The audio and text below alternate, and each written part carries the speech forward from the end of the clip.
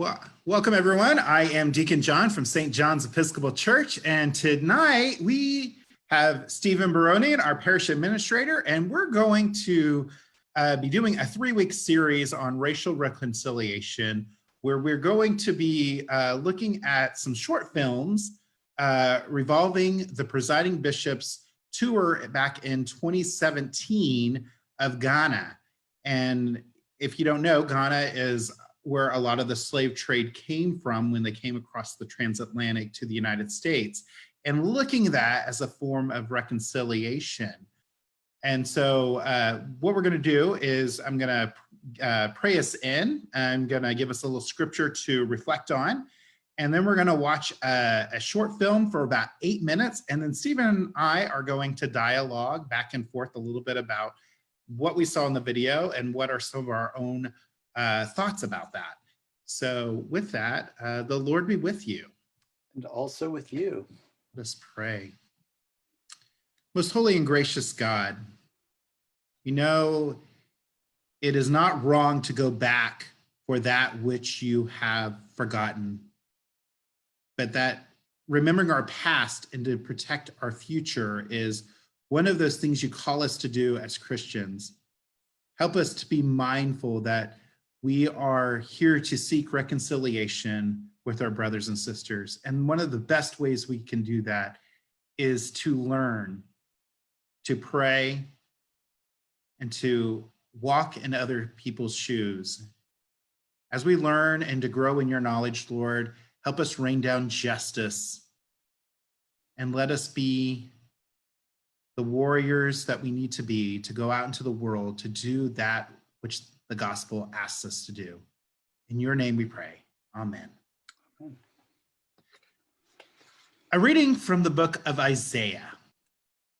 If you remove the yoke from among you, the pointing of the finger, the speaking of evil, if you offer your food to the hungry and satisfy the needs of the afflicted, then your light shall rise in the darkness and your gloom be like the noonday.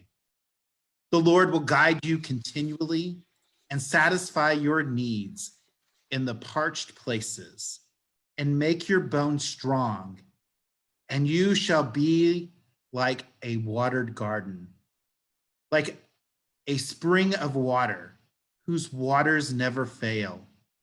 Your ancient ruins shall be rebuilt.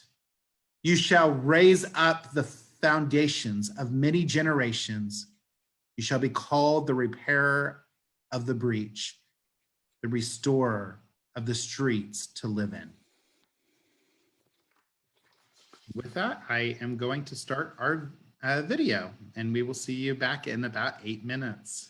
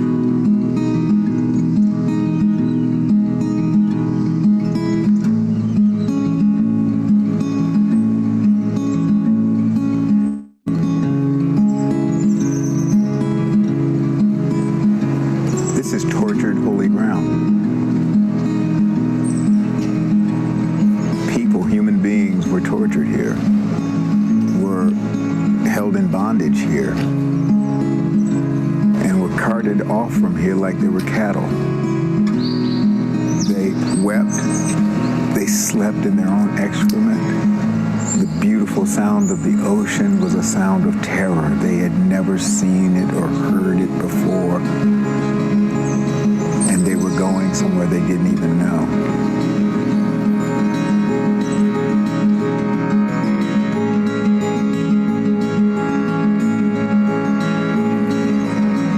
Really thinking of it as a kind of homecoming for me as an African American, knowing that we were going to be coming to the places of slaves, enslavement, and embarkation, and that terrible journey through the Middle Passage to the Americas, knowing that was a way of returning sort of to the roots of who I am. W.B. Du Bois, in his book, The Souls of Black Folk, once spoke of being black in America as two warring souls in one dogged body. And the truth is, I've lived a life of two souls in one body, African and American, black and Episcopalian. And I've lived with that reality since I was a child. All you have to do is go into your family history and you will see paradoxes galore in all of our families. And the same is true for me, even as an African-American man, as the presiding bishop of the Episcopal Church, a church that did participate and very often blessed some of the horrors that happened here.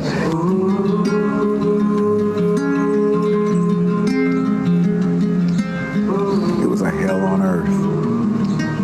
We were in a chapel above the dungeon where people were being tortured. And at one point, it was an Anglican chapel.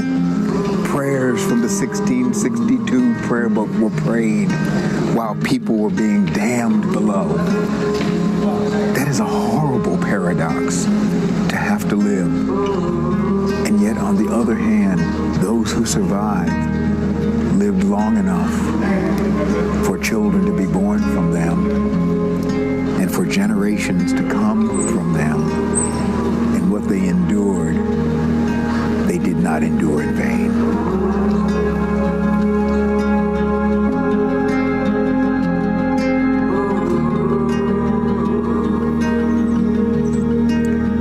And so somehow standing here in this place is somewhere between heaven and hell. And for me, it is a place of real recommitment.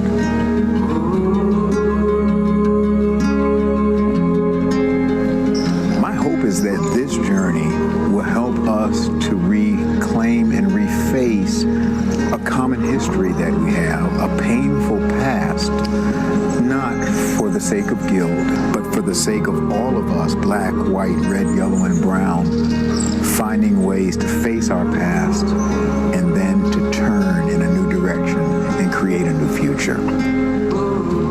This may be a moment when the churches may lead the societies to find another way. The church blessed this once, but we must never bless any of the mutated, cancerous forms of hatred ever again. We must bless the world by a love that is meant for all and a love that will never be stopped.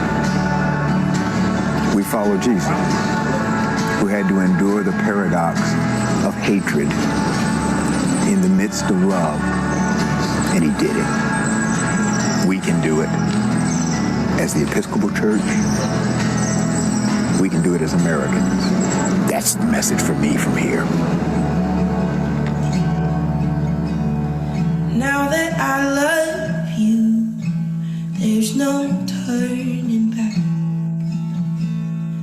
Now that I love you, there's no turning back.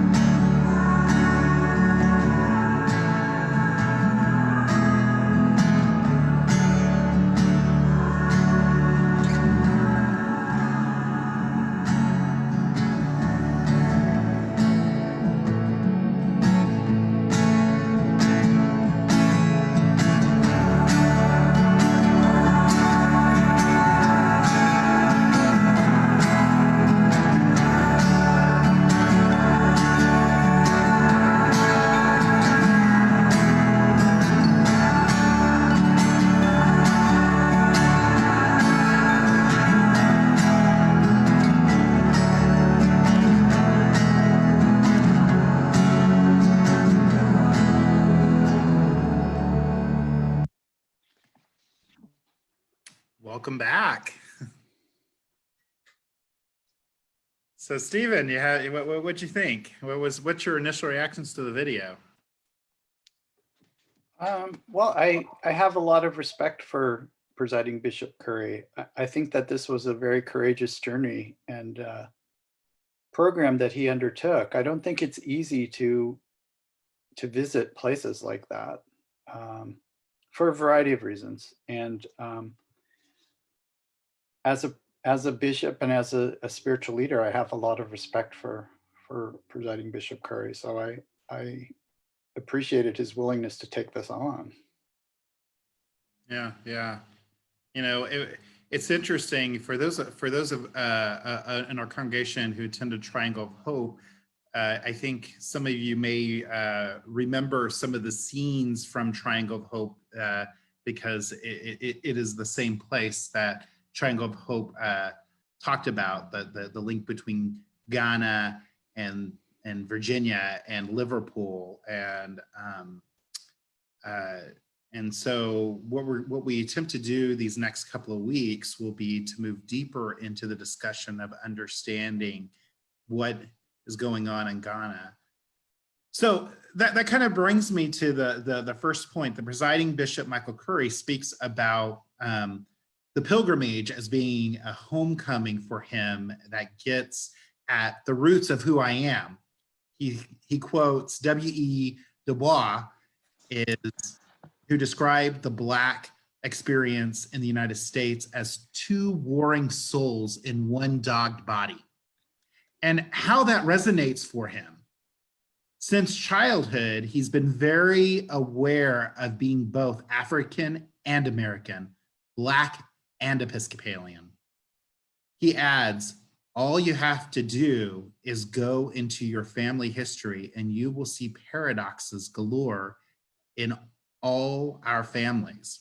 So, Stephen, if you had to think about it, and just in your own view, what do you know about your family's history in relation to slavery and other forms of racial oppression? You know, I can talk about my own.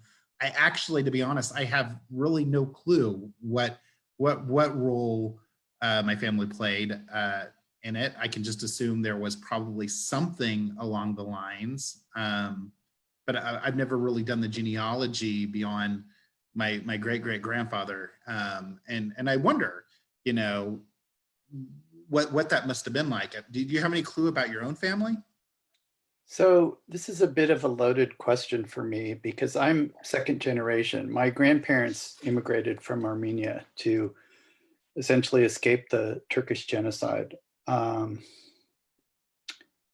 So, you know, on the surface, I would say that my family probably didn't participate in slavery per se, but I think the overarching piece of this is that, and we didn't, Bishop Curry didn't address this, so I don't know if it's part of the discussion or not, but there is a capitalist component to this whole discussion. Slavery was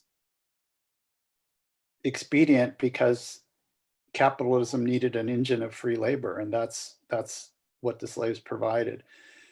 So, you know, on the one hand, I'm benefiting from slavery that's still going on today, not in the same form perhaps, but in the form of cheap goods that are outsourced overseas to make things more saleable. I was thinking a bit about this notion of taking a pilgrimage. I mean, for me, it would be starting in a place like Armenia or Istanbul and literally traveling through the Middle East to, say, Lebanon or North Africa or Paris, and then jumping over to America. I'm not sure I could do that. Forget about the economics. I think it would, I mean, not to make this all about the Armenians, but the Armenian genocide was really a horrible, you know, basically a forced slaughter of over 1 million people. Half the population of the country was slaughtered. So I think that there's this, you know, really gut-wrenching component. And I think Bishop Curry spoke about that. You know, it's to go to a place where all these things are still living. The place doesn't, just because the slavery is not happening anymore, the place doesn't, it's not as if the memories are disassociated from the place. They still live there. All that pain and torture and worry and anxiety, etc., is still there. So, Well, and it is funny. I do think slavery is alive and well. I think, you know, we have modern day slavery. I mean, look at sex trafficking in the United States, and the fact that this continues to be an atrocity in our own country, and that is modern day slavery. And then we have child trafficking that's happening all across the world. And so I think it's there. It's just, it's not quite in the same terms, but it's something that we have to be mindful that continues to this day. yeah, I would agree. There's sort of passive parts of slavery and active parts of it, and perhaps we can all pat ourselves on the back that we're not actively participating in it. But I can say with some degree of certainty that I am participating, whether it's through investments or goods and services that flow my way. You know, that's many resources that sustain the world flow directly into this country, and now it's at the expense of other people throughout the world. So, yeah.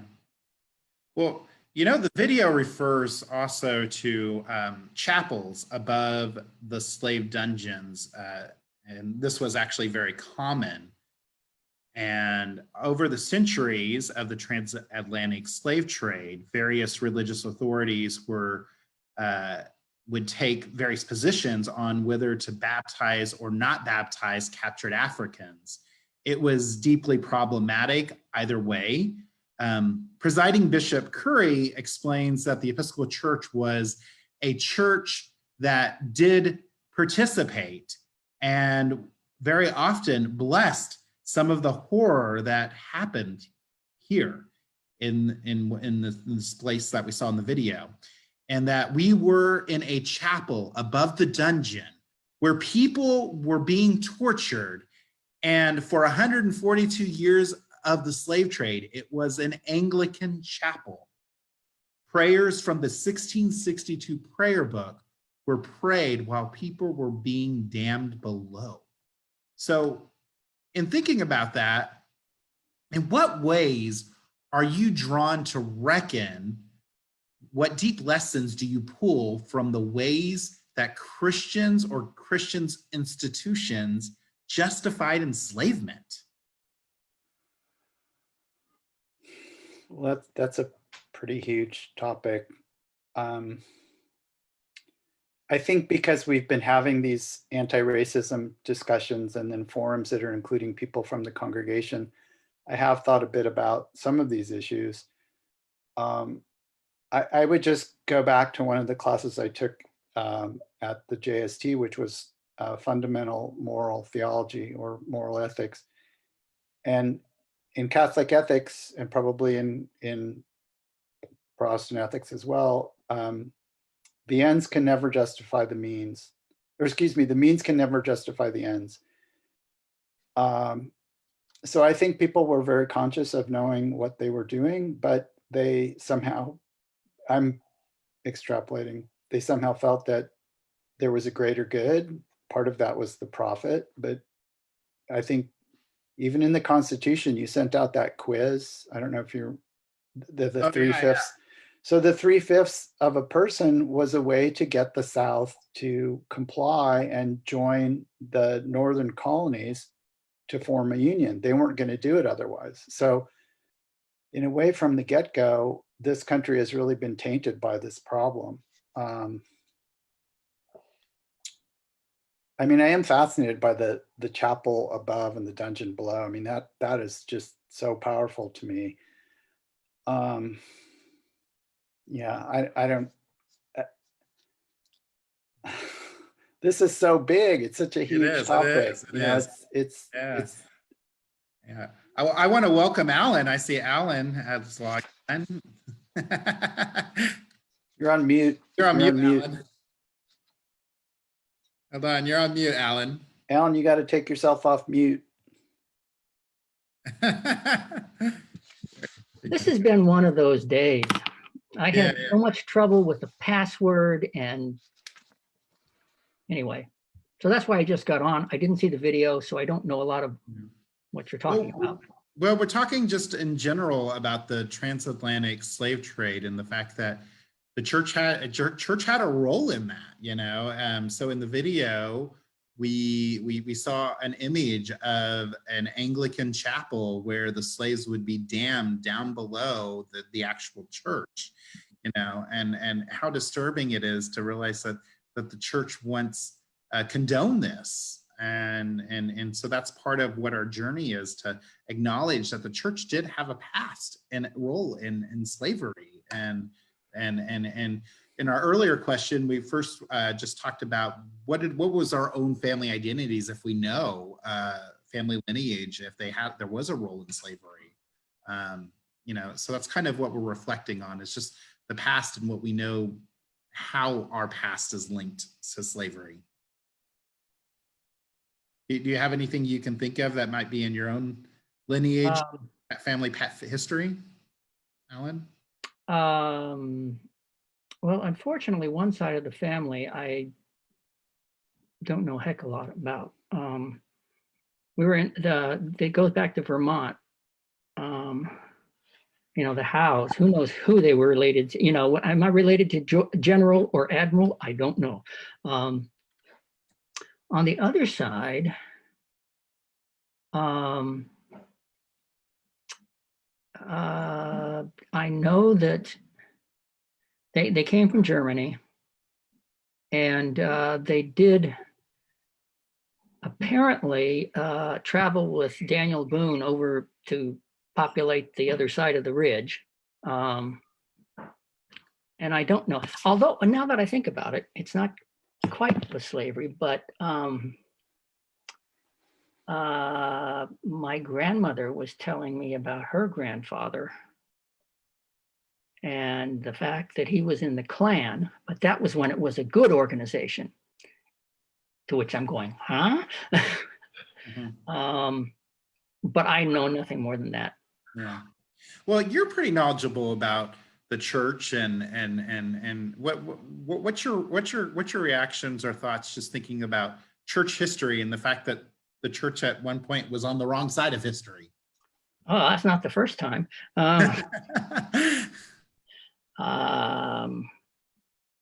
Yeah, I mean, it bothers me. You know, the church, say in South Africa, was on the wrong side.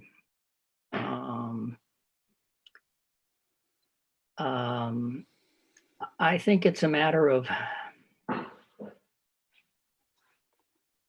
I think for some people, it's a matter of their faith not being the primary motivator of their ethics, what they do. I mean, I think we see a lot of it in our country right now, that kind of thing. But we find ways to compartmentalize. I remember when I was candidating for a church, I interviewed at a couple of churches in Indiana. And in talking to the area minister before I went, he says, you know, it's really interesting that our highest income time is after the corn harvest, when our people sell their corn to Seagrams. You know, would any of these people touch a drop? Probably not. But there's this compartmentalization. And I think the fact that, you know, they were able to label Africans as subhuman, that allowed them to compartmentalize. You know, they could spin all these legends of the good plantation owners and, you know, how well off the slaves were and so forth. I'm kind of rambling here. Well, you know, it's actually, but what you did, what made me think about my own family history, what I do know. I mean, this isn't so much slavery, but you know, but thinking about racial issues. I do know my great great grandfather was part of the land run of 1889 into Oklahoma.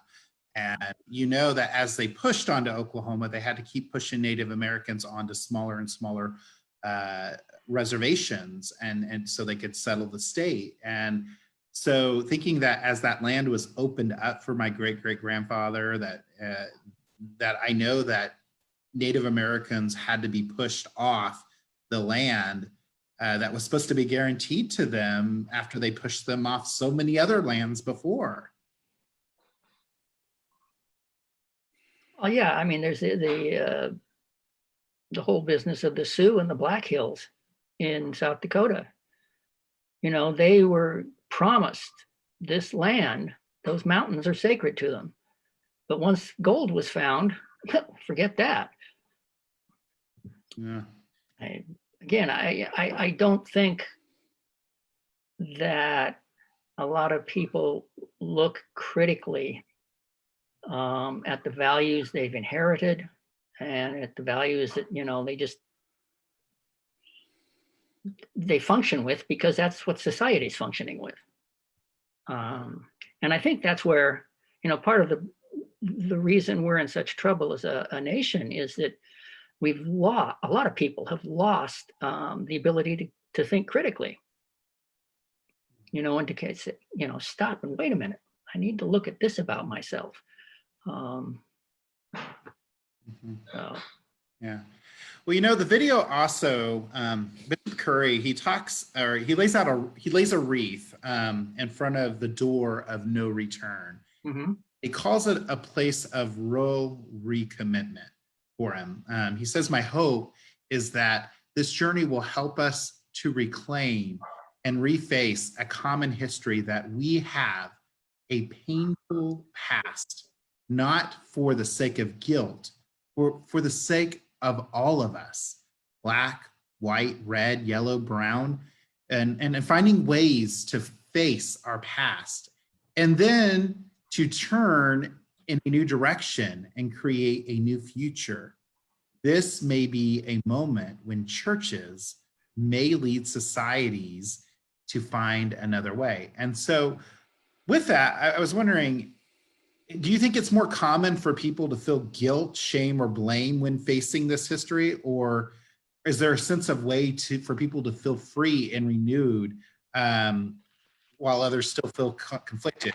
What do you feel, whatever your history may be, and what is to be gained from facing the stories? Well, there's a lot to be gained from facing the stories, but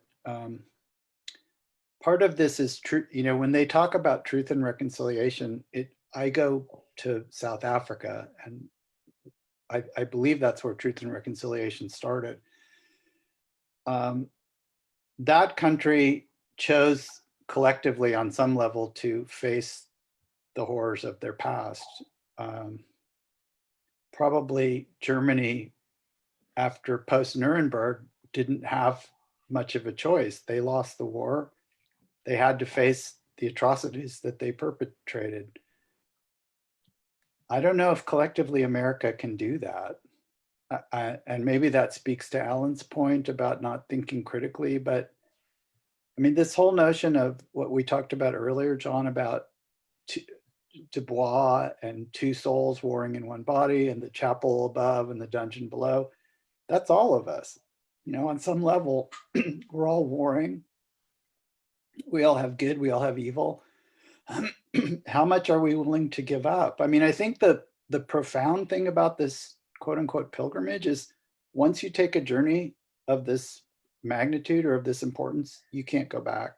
You can't go back to see things the way that they were. Or if you do, you weren't sleepwalking on the pilgrimage. I mean, it's that powerful. You know, I just mentioning South Africa. When we were down there, we toured Robben Island, which is where Mandela was imprisoned. And the person who takes you through the the cells, the barracks, whatever, is a former inmate. And I mean, it's just fascinating. And the one who led ours, he was a political prisoner. But I asked him at the end, I don't know exactly how I put it, but something about the Truth and Reconciliation process. And his response was, well, that worked for some. So that process, you know, it didn't work for everybody for whatever reasons. I imagine that it would be very hard after losing so much of your life in hard labor to forgive. And I think probably there's the sense that, you know, letting all those apartheid people off, you know, not having to go to prison and all that, if they took part in the process. I mean, I think that's the way it worked. That doesn't look like justice. I'm not saying I agree with that, but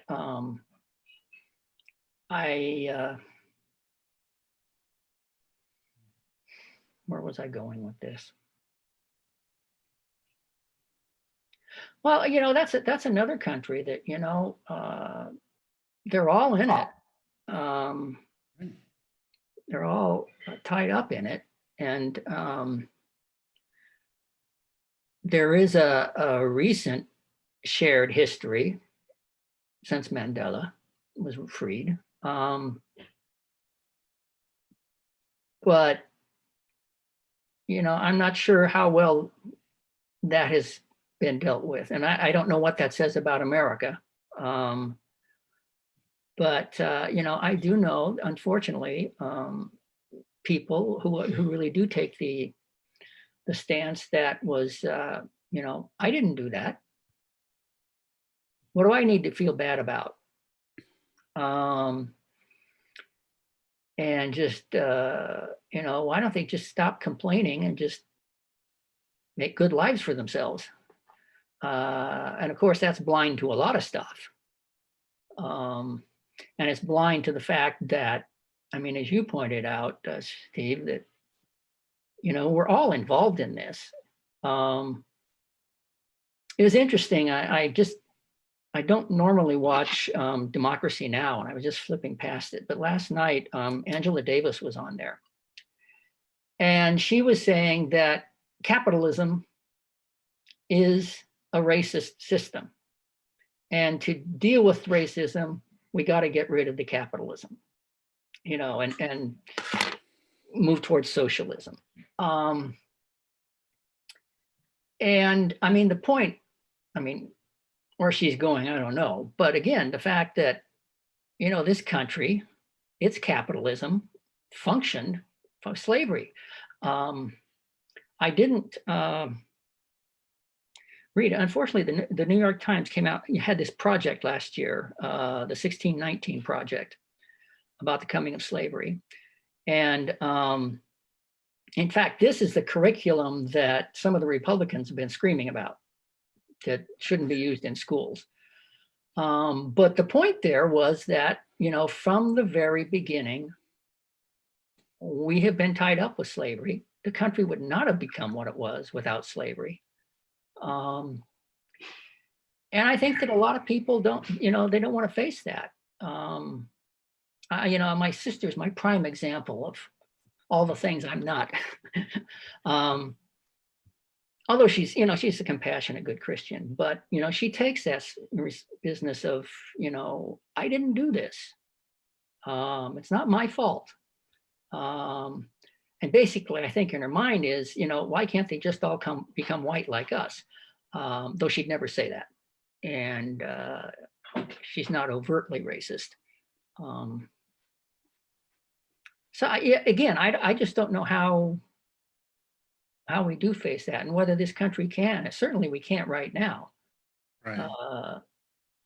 The way this campaign is going, the way, I mean, society at large, there's got to be some kind of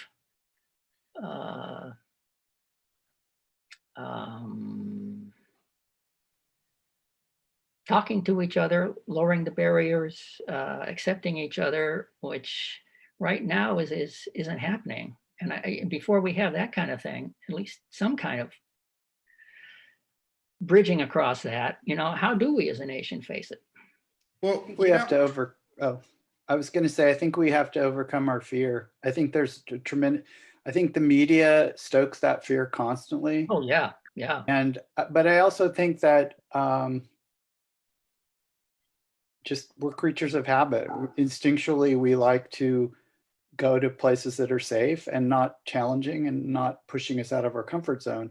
But any kind of reconciliation is going to be, I believe, is going to be the result of somebody making a conscious choice to go to a place that's foreign to them. And I'm not talking about another country, it's just another cultural experience. The word repentance, it means to turn around, and it means we have to shift and we have to turn and look at our life. And I think one of the things for me is, I can't pretend to be the know-it-all in this subject, but what I can do is think about my own self-interest and what I know to be true. As a gay man, I have felt discrimination, and so I know what discrimination looks like, and I know what it looks like to be invisible, and I can't help but think that might be ways that people that are different race than my own feel, and the difference is I can hide better than they can, and so I sit there and I think, at the very least, I can look at and try to empathize and try to think about how I don't want to feel that way. So why would I want to let other people feel that way? And what can I do in myself to become more aware and to invoke that emotion and that passion and that drive of wanting to bring forth that change and call it out of myself to be a better person, and then call it out of others. John, that was very well put. I think that's that underscores this whole discussion. If we all were operating from that premise, there would be more of a collective consciousness that would lead to change. I think it's, you read that passage from Isaiah at the beginning. That's so fundamental to the Old Testament. You protect the widow, the orphan, and the sojourner, those that are vulnerable. We're called to look after those folks. And that doesn't mean it's patronizing. Right. It's just entering.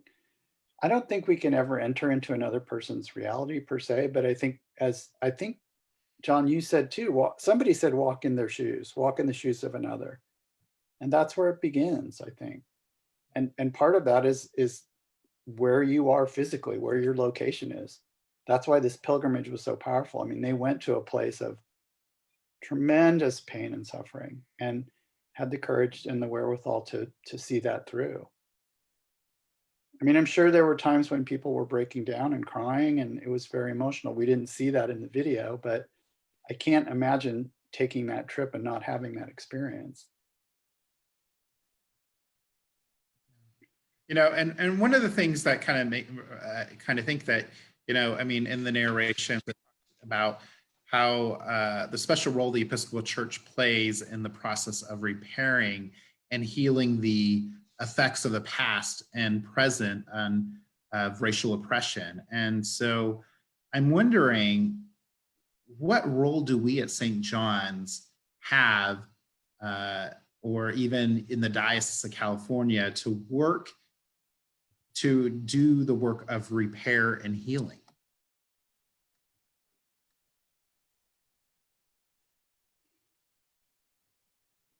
I think the role, at least the way I see it, and I'm again speaking personally, is to encounter the other. And the other is not my neighbor right across the street. It's the person that lives down by West Oakland BART and is not adequately housed. And right now there's a bit of a chasm between me and that person, but in a perfect world or in a better world, there shouldn't be. So I mean, I can't do that now because my chaplaincy efforts and going to places like San Quentin are on lockdown, but that's for me where it starts. You know, I still so much appreciated when the men's group was, had that time getting together with St. Augustine people. And I really was sorry that it just kind of fizzled after the action that was taken or whatever.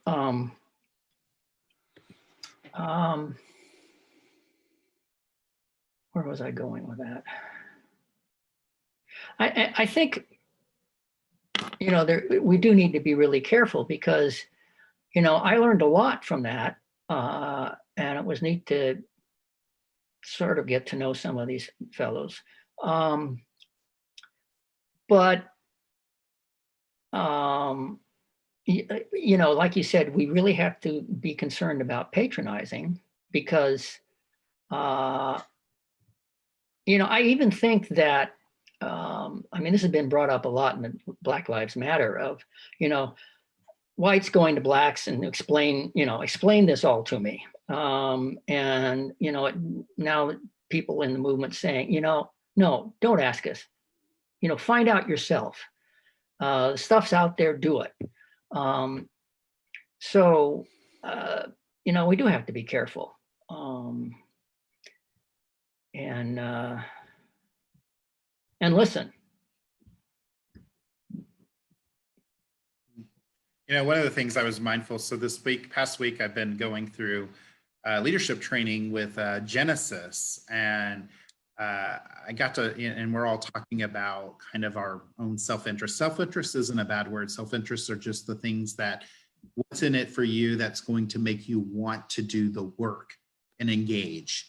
Because we all have a story, we have something that draws and tugs on our hearts to get us to do this action. And one of the things that Genesis does and is doing is trying to work on the issue of affordable housing. And because it's astronomical to live here in the Bay Area, and especially so as I was doing a one-on-one, which is a process where we interview someone and get to kind of know what their self-interest is and what their passion is. I was interviewing one of these people who her drive again is affordable housing, especially out in Pleasanton. And what she was talking about in her drive was, she said, she is a minority, and she's in a city that's there aren't very many minorities. And it's kind of was built that way from the beginning. Pleasanton, yeah.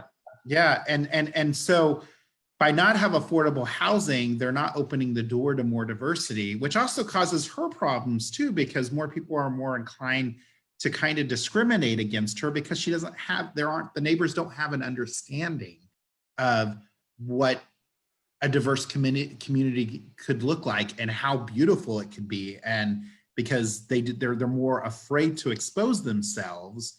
And they want it, not in my backyard. They want it to be in someone else's backyard.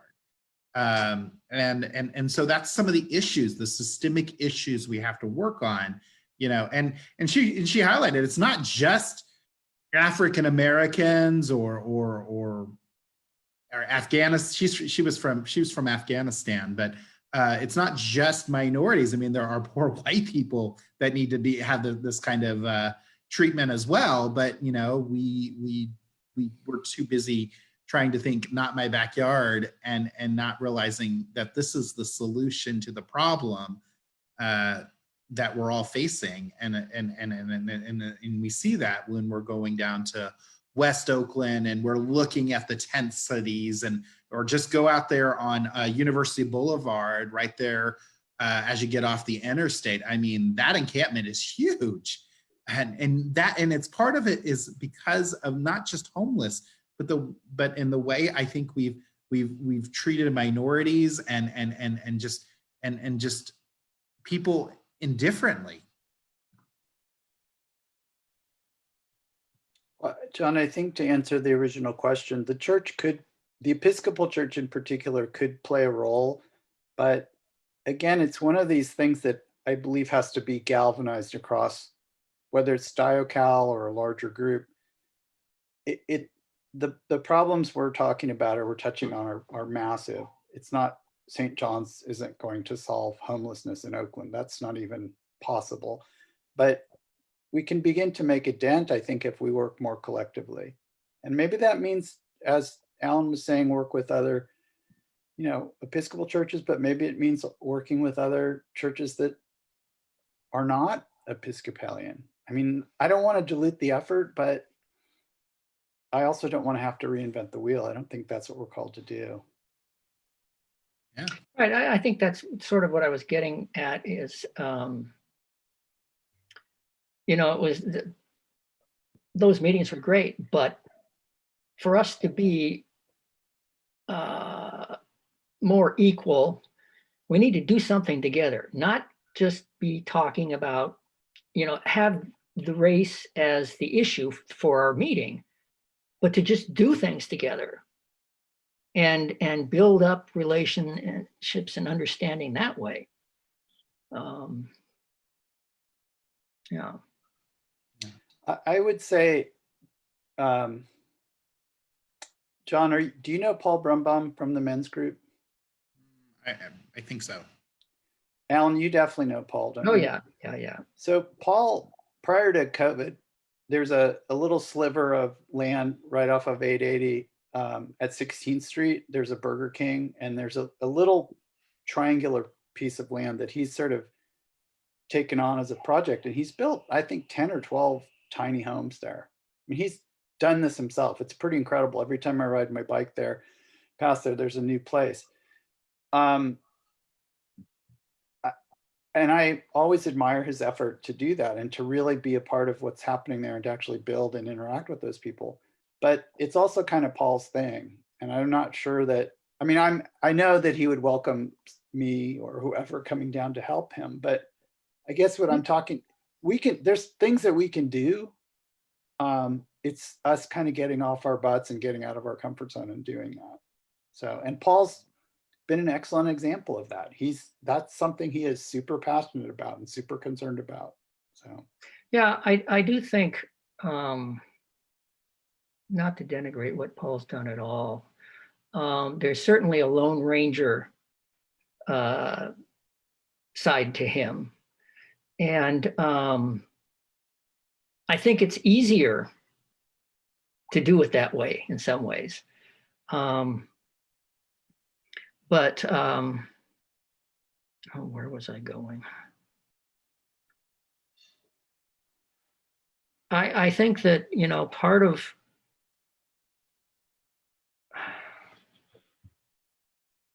I don't know where I was going. Well, I can tell you in construction, sometimes it's a whole lot easier for a few people to be doing things than a whole I'll bunch of bet. people. Yeah, I'm Yeah. sure. Well, we are about out of time, but I want to thank you all for being courageous and being a part of this discussion, and just remind you that this is a 3-week series. So hopefully we will see you, Alan, next week. Is there any way to go back and look at that? Absolutely. This is being recorded and you can check it out on Facebook or Okay. YouTube, and it will be posted in the worship lounge. Okay, cool. With that, I want to bid you all a good night, and we will talk more next week. Thank you, John. Yep. Thank you for All right. leading us. Judy, we're going to be up for kimchi fried rice in about 10 minutes. Okay, I saved some for you. All right. Peace. Take Take care, care. guys. Thank you. Bye. Bye. Bye.